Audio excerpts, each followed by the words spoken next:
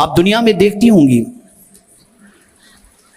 ایک بیوی کی حیثیت سے جب کوئی بیوی اپنی ذمہ داری کو نہیں نبھاتی تو گھر کا ماحول خراب ہو جاتا ہے، میاں بیوی میں ٹکراؤ کی صورت پیدا ہوتی ہے اور اس کے بعد وہ ہرا بھرا گھر تہس نہس ہوتا ہوا دکھائی دیتا ہے۔ اسی طریقے سے آپ دیکھیں دنیا میں جتنوں کو بھی ذمہ داریاں سپرد کی گئی ہیں وہ اگر اپنی ذمہ داری کو بحسن و خوبی نہ نبھائیں تو ان کی وجہ سے بگاڑ پیدا ہوتا ہے، ان کی وجہ سے جو امیدیں وابستہ ہوتی ہیں وہ امیدیں پوری ہوتی دکھائی نہیں دیتی۔ اس وقت شاید ہی کوئی ماں ایسی ہوگی یا کوئی باپ ایسا ہوگا جو اپنے بچوں کو لے کر کے فکر مند نہ ہو، اور یہ صرف مذہب اسلام میں پرورش پانے والے ماں باپ کی بات نہیں کر رہا، بلکہ دنیا کے کسی بھی مذہب کے ماننے والوں کی زندگی کا جائزہ لیا جائے تو ہر مذہب کا ماننے والا اپنی اولاد کے سلسلے میں پریشان ہے، بے چین ہے، فکر مند ہے۔ وجہ کیا ہے؟ اگر آپ ان سے پوچھیں کہ آپ اپنی اولاد کے لیے فکر مند کیوں ہیں تو جواب ملے گا سوشل میڈیا کا دور ہے، بچے کے بگڑنے کے امکانات زیادہ ہیں، ماحول خراب ہے، دوستوں کی سنگت کی بنیاد پر بگڑنے کے امکانات زیادہ ہیں۔ یقیناً آپ کا یہ محسوس کیا جانے والا خطرہ حق بجانب ہے، لیکن میں یقین کے ساتھ کہتا ہوں یہ دونوں کا تعلق بہت بعد کا ہے۔ پہلا تعلق تو یہ ہے کہ اگر ماں صحیح ہو جائے نا تو اولاد کی زندگی میں انقلاب پیدا ہوتا ہے۔ جہاں اولاد کے کریکشن کی ضرورت ہے وہیں ساتھ میں ماں کے کریکشن کی بھی ضرورت ہے۔ اگر میری پوری گفتگو آپ کے دل و دماغ کے اندر محفوظ نہ بھی رہے تو ایک مفکر کا قول دل و دماغ کے اندر آپ محفوظ کر لینا۔ بڑی پیاری بات ایک مفکر نے کہی ہے کہ تم مجھے اچھی مائیں دو، میں تمہیں اچھی قوم عطا کروں گا۔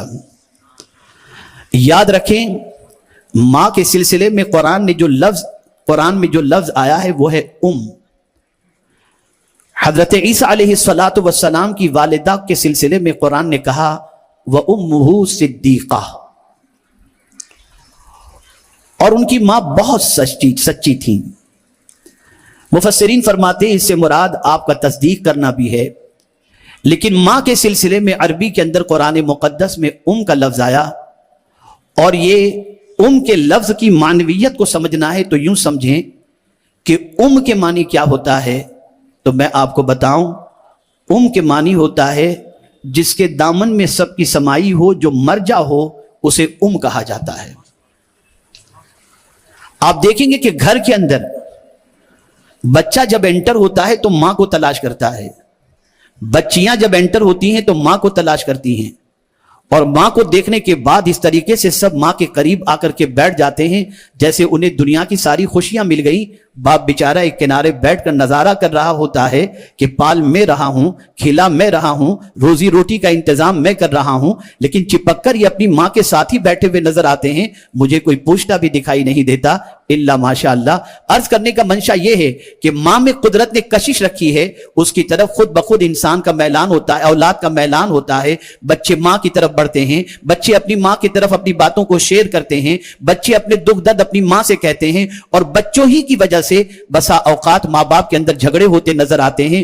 باپ بچے کو ڈانٹ رہا ہوتا ہے، ماں بچے کو پناہ دیتی نظر آتی ہے، ماں بچے کی فیور کرتی نظر آتی ہے۔ جب دیکھو تب آپ بچے کو ڈانٹتے رہتے ہیں، میرا بیٹا تھک گیا ہے، میرا بیٹا ابھی اسکول سے آیا ہے۔ یہ ماں ہے جو اپنی ممتا کے ذریعے اپنے بچے کا ڈیفنس بھی کرتی ہے اور اپنے بچے کا خیال بھی کرتی ہوئی نظر آتی ہے۔ پیار جہاں زیادہ ملے گا بچے وہاں جاتے نظر آئیں گے۔ ماں کا پیار جب زیادہ سے زیادہ ملتا چلا جاتا ہے تو بچہ ماں کی طرف جانا شروع کر دیتا ہے، اور حقیقت یہی ہے۔ باپ تو صبح سے گیا، شام تک محنت کیا، رات کو تھک کر آیا اور آ کر کے سو گیا، لیکن دن بھر ماں ہے جو بچے کے کھانے کا انتظام کرتی ہے، بچے کے پینے کا انتظام کرتی ہے، بچے کے جوتے کا خیال کرتی ہے، بچے کے ہوم ورک کا خیال کرتی ہے، بچے کی غذا کا خیال کرتی ہے، بچے کی بیماری کا خیال کرتی ہے۔ رات کو اگر بچہ روتا ہوا نظر آئے تو ماں اپنی نیند چھوڑ کر اپنے بچے کے رونے کی فکر کرتے ہوئے اس کے علاج کی کوشش بھی کرے گی اور اس کو تھپکی دے کر کے سلانے کی بھی کوشش کرے گی۔ عرض کرنے کا منشا یہ ہے، قرآن نے جو کا لفظ اپنی اللہ عز و جل نے اپنی کتاب کے اندر جو ماں کے لیے کا لفظ رکھا، اس کی وجہ یہی ہے کہ اس لفظ کے اندر اللہ عز و جل نے وہ تاثیر رکھی کہ اس کا معنی یہ ہے کہ اس کی طرف رجوع کرنے والے اور اس کے اندر سما جانے والے. اسی طریقے سے آپ دیکھیں اللہ عز و جل نے قرآن مقدس کے بارے میں فرمایا الکتاب، کتابیں بہت ساری نازل ہوئی لیکن ساری کتابوں کا مجموعہ اور نچوڑ دیکھنا ہو تو الکتاب کی حیثیت سے قرآن کو دیکھ لو. تو اللہ نے کتاب کو بھی الکتاب، قرآن کو بھی الکتاب کہا. اور اسی طریقے سے میرے پیارے آقا صلی اللہ تعالی علیہ وسلم کے پیارے دیوانوں، مکہ مکرمہ کے حوالے سے بھی قرآن نے کہا تو القرى کو مکہ مکرمہ کو کہا گیا، جس کی طرف دنیا لپک کر کے جاتی ہے، جس کی طرف دنیا دوڑ کر کے جاتی ہے. پتا چلا میرے پیارے آقا صلی اللہ علیہ وسلم کے پیارے دیوانوں، ایسے لفظ کا انتخاب ماں کے لیے قدرت نے کیا ہے جس کے اندر سمائی بھی ہے، جس کے اندر محبت بھی ہے، جس کے اندر کشش بھی ہے،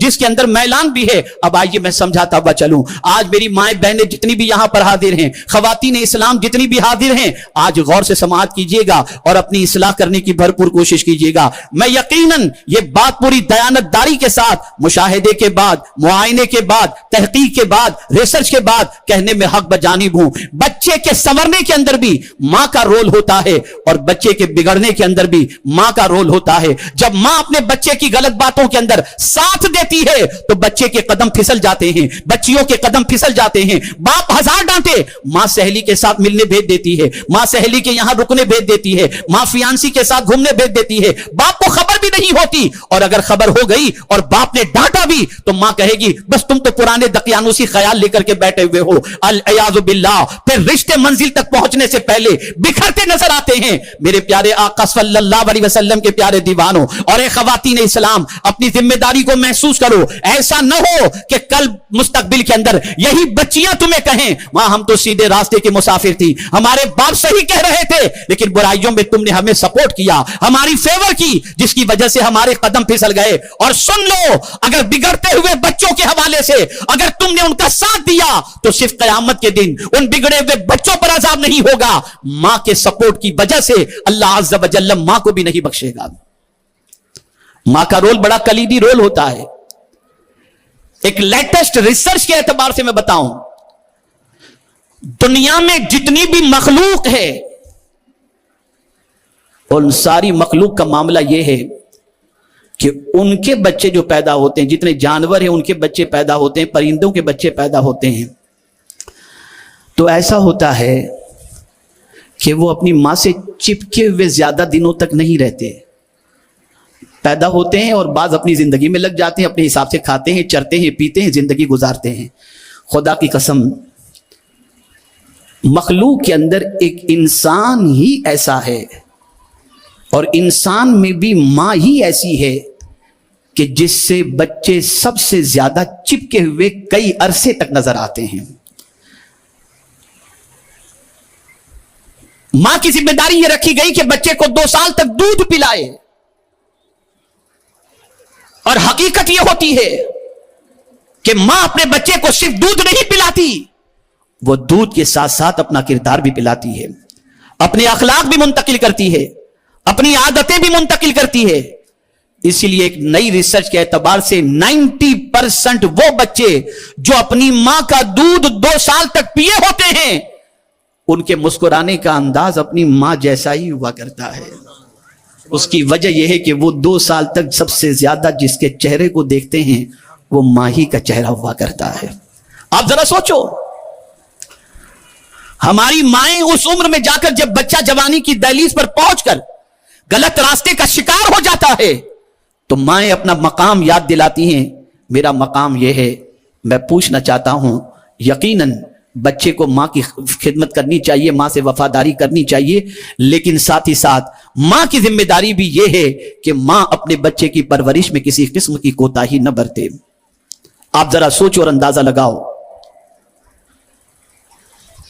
کس طریقے سے ماں نے اپنے بچوں کی پرورش فرمائی، اور پھر ایسی پرورش پانے والی ماں کو قدرت نے کتنا اونچا مقام عطا فرمایا.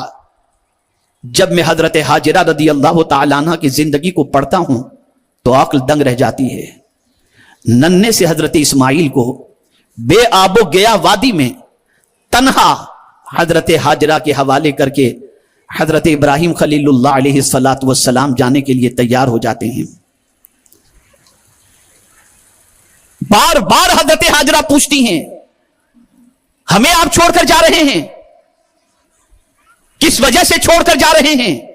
اس بے آب و گیا وادی کے اندر جہاں دور تک انسان نظر تک نہیں آتا, نہ کوئی کھیتی باڑی نظر آ رہی, نہ کوئی پھل فروٹ نظر آ رہا ہے, نہ کوئی گھر نظر آ رہا ہے, ایسی جگہ پر ہمیں چھوڑ کر آپ جا رہے ہیں, آخر کیوں جا رہے ہیں؟ پھر تھوڑی دیر کے بعد خیال آتا ہے یہ حضرت ابراہیم تو اللہ کے خلیل ہیں, ذرا پوچھ لوں کہیں اللہ کا حکم تو نہیں ہے. عرض کرتی ہیں یا ابراہیم خلیل اللہ, اے میرے سرتاج ذرا یہ تو بتائیے کیا اللہ نے آپ کو فرمایا ہے کہ ہمیں یہاں چھوڑ کر جائیں؟ حضرت ابراہیم رکے, پلٹ کر کے فرمایا ہاں میرے رب نے فرمایا ہے تمہیں یہاں چھوڑنے کے لیے. اتنا سننا تھا کہ اس بے آب و گیا وادی کے اندر حضرت ہاجرہ کو اطمینان ہو جاتا ہے اور کہتی ہیں جب رب نے حکم فرمایا ہے تو میرا مولا ہمیں ضائع نہیں فرمائے گا.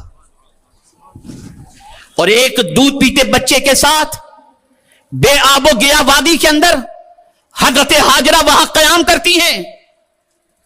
لیکن حضرت ابراہیم جاتے جاتے دعا کرتے ربنا انی اسکنت من ذریتی بواد غیر ذی زرع عند بیتک المحرم ربنا لیقیموا الصلاۃ فاجعل افئدۃ من الناس تهوی الیہم وارزقهم من الثمرات لعلهم یشکرون. دعا کرتے اے اللہ میں بے آب و گیا وادی کے اندر میری ذریت کو چھوڑ کر کے جا رہا ہوں, میرے مولا ان کے لیے پھلوں سے رزق کا انتظام کر دینا. اللہ اکبر. ایک نبی بے آب و گیا وادی کے اندر اس طریقے سے جب بارگاہ سمدیت میں دعا کرتے ہیں تو صرف جسم کی غذا کی دعا نہیں کرتے, لیقیموا الصلاۃ بھی کہتے ہیں, نماز قائم کرنے والا بھی بنانا. ایک باپ نے اپنے اعتبار سے یہ دعا کی, حضرت ہاجرہ مطمئن ہو جاتی ہیں اور اپنے بچے کو لے کر کے وہیں بیٹھتی ہیں. بھوک لگتی ہے بچی ہوئی کھجوریں کھا لیتی ہیں, پیاس لگتی ہے مشکیزے سے پانی پی لیتی ہیں. اب پانی بھی ختم ہو چکا اور حضرت اسماعیل علیہ السلام جو ننھے سے ہیں, پیاس سے ان کا منہ ان کے حلق سوکھتا دکھائی دیتا ہے, زبان پیاس سے باہر آ رہی ہے. وہی ماں تڑپ جاتی ہے اپنے بچے کو دیکھ کر, پیاس کی شدت سے بچے کا یہ حال دیکھ کر ماں بے چین ہو کر بے قرار ہو کر دوڑتی ہے صفا پہاڑ کی طرف اور دیکھتی ہے اس پہاڑ سے کہیں کوئی دور پانی کا چشمہ نظر آ جائے, کہیں کوئی انسان نظر آ جائے جس کے پاس سے پانی طلب کر لیا جائے اور بیٹے کی پیاس بجھائی جائے. لیکن دور تک صفا پہاڑی پر کھڑے رہ کر جب نظر کو دوڑاتی ہیں اور کہیں پانی کا کوئی انتظام نہیں ہوتا تو دوڑتی ہیں. نشیب میں جب آتی ہیں تو درمیان میں نشیب میں پہنچنے کے بعد کعبے کے قریب حضرت اسماعیل کو رکھا تھا تو دیکھتی ہیں بیٹا تو خیر سے ہے نا. دیکھتے دیکھتے جلدی سے تیزی سے دوڑتی ہیں, مروا پر جاتی ہیں, اس طریقے سے 7 چکر لگاتی ہیں اور اس کے بعد جب دیکھتی ہیں تو کیا دیکھتی ہیں, جہاں حضرت اسماعیل کو چھوڑا تھا وہاں سے پانی کا چشمہ نکل رہا ہے. لیکن اولاد کے لیے بے قرار ہونے والی اس ماں کی ادا کو میرے کریم نے اتنا پسند کیا کہ قیامت تک حضرت مختار کائنات صلی اللہ علیہ وسلم کے بعد جتنے بھی اولیاء کرام تشریف لائیں گے, جتنے بھی مسلمان ہوں گے, ان کا حج اور عمرہ اس وقت تک کمپلیٹ نہیں ہوگا جب تک کہ ہاجرہ کی بے قراری کے طور پر اس دوڑ کو یاد نہ کیا جائے اور اس طریقے سے صفا مروہ کی سعی نہ کی جائے. یہ کس کے لیے دوڑی تھی؟ یہ اولاد کے لیے دوڑی تھی, بچے کے لیے دوڑی تھی, بچے کی بے قراری کے لیے دوڑی تھی. آپ مجھے بتاؤ, ماں جب اپنے بچے کی پرورش کا اتنا خیال کرتی ہے, ماں اپنے بچے کا جب اتنا خیال کرتی ہے تو اللہ رب العزت جل جلالہ کرم کی نظر بھی فرماتا ہے. میں آج کی ماؤں سے کہوں گا بڑی معذرت کے ساتھ کہ اب تو بچوں والی ماں کہلانے میں بھی آج کی مائیں شرم محسوس کرتی ہیں. بچے کو کہتی بیٹا ممی مت کہنا, امی مت کہنا. کہیں باہر جائیں نا تو کام والی کے سپرد کر دیتے ہیں کہ ان کو لڑکی سمجھا جائے, ماں نہ سمجھا جائے, عورت نہ سمجھا جائے. فیگر خراب نہ ہو اس کے لیے ڈبے کا دودھ پلاتی ہیں, بچوں کا بچپن سے حق مارتی ہیں.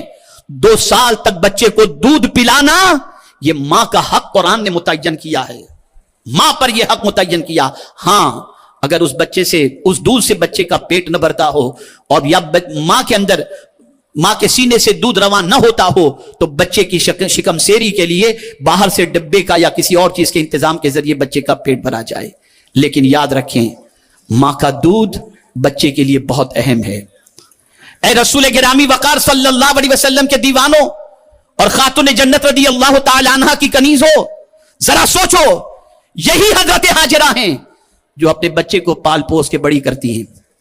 پھر اس کے بعد حضرت ابراہیم علیہ السلام تشریف لاتے ہیں، خانہ کعبہ کی تعمیر ہو رہی ہے. اللہ اکبر.